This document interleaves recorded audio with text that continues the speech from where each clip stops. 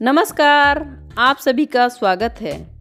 धर्मराज युधिष्ठिर कहने लगे, हे भगवान, मैं आपको कोटि कोटि नमस्कार करता हूँ।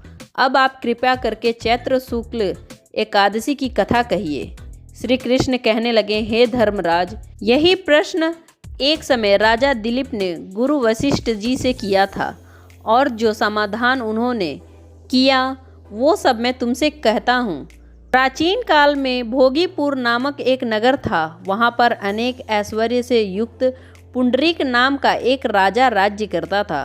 भोगीपुर नगर में अनेक अप्सराएं, किन्नर तथा गंधर्व वास करते थे।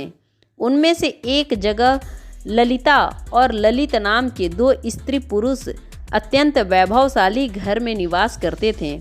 उन दोनों में अत्यंत स्नेह था, यहाँ तक कि अलग अलग हो जाने पर दोनों व्याकुल हो जाते थे। एक समय पुंडरीक की सभा में अनेक गंधर्व सहित ललित भी गान कर रहा था। गाते गाते उसको अपनी प्रिय ललिता का ध्यान आ गया और उसका स्वर भंग होने के कारण गाने का स्वरूप बिगड़ गया। ललित के मन के भाव जानकर कारकोट नामक नाग ने पद भंग होने का कारण राजा से कह दिया। तब पुंडरीक ने क्रोधपूर्वक कहा कि तू मेरे सामने गाता हुआ अपनी स्त्री का स्मरण कर रहा है, अतः तू कच्चा मांस और मनुष्य को खाने वाला राक्षस बनकर अपने किए कर्म का फल भोग। पुंडरीक के श्राप से ललित उसी क्षण महाकाय विशाल राक्षस हो गया। उसका मुख अत्यंत भयंकर, नेत्र सूर्य चंद्रमा की तरह प्रदीप्त तथा मुख से अग्नि निकलने लगी। उसकी नाक पर्वत की कंदरा के समान विशाल हो गई और गर्दन पर्वत के समान लगने लगी। सिर के बाल पर्वत पर खड़े वृक्षों के समान लगने लगे तथा भुजा अत्यंत लंबी हो गई। कुल मिलाकर उसका शरीर 8 योजन के विशाल में हो गया। इस प्रकार राक्षस होकर वह अनेक प्रकार के दुख भोगने लगा। जब उसकी प्रियतमा ललिता को यह वृतांत मालूम हुआ तो उसे अत्यंत खेद हुआ और वह अपने पति के उद्धार का यत्न सोचने लगी। वह राक्षस अनेक प्रकार के घोर दुख सहता हुआ घने वन में रहने लगा। उसकी स्त्री उसके पीछे पीछे जाती और विलाप करती रहती। एक बार ललिता अपने पति के पीछे घूमते घूमते विंध्याचल पर्वत पर पहुंच गई, जहां पर श्रृंग ऋषि का आश्रम था। ललिता शीघ्र ही श्रृंग ऋषि के आश्रम में गई और वहां जाकर विनती भाव से प्रार्थना करने लगी।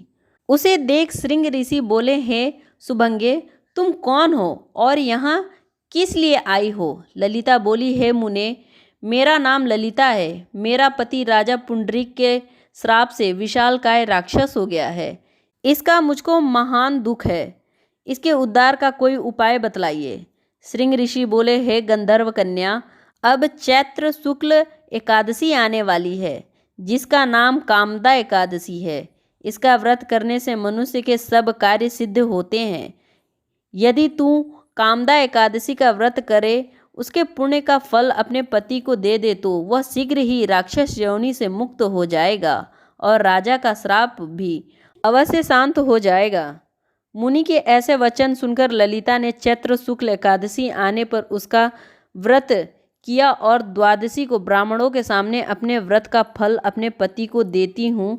भगवान से इस प्रकार प्रार्थना करने लगी, हे प्रभु, मैंने जो यह व्रत किया है इसका फल मेरे पति देव को प्राप्त हो, जिससे वह राक्षस योनि से मुक्त हो जाए। एकादशी का फल देते ही उसका पति राक्षस योनि से मुक्त होकर अपने पुराने स्वरूप को प्राप्त होता है। फिर अनेक सुंदर वस्त्र आभूषण से युक्त होकर ललिता के साथ विवाह करने लगा।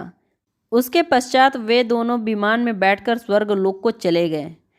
वशिष्ठ मुनि कहने लगे, हे राजन, इस व्रत को विधि पूर्वक करने से समस्त पाप नष्ट हो जाते हैं तथा राक्षस आदि की योनि से भी छुटकारा मिलता है। संसार में इसके बराबर कोई और दूसरा व्रत नहीं है। इसकी कथा पढ़ने या सुनने से वाजपेय यज्ञ का फल प्राप्त होता है। जानकारी अच्छी लगी हो तो चैनल को प्लीज़ सब्सक्राइब करना ना भूलें। धन्यवाद।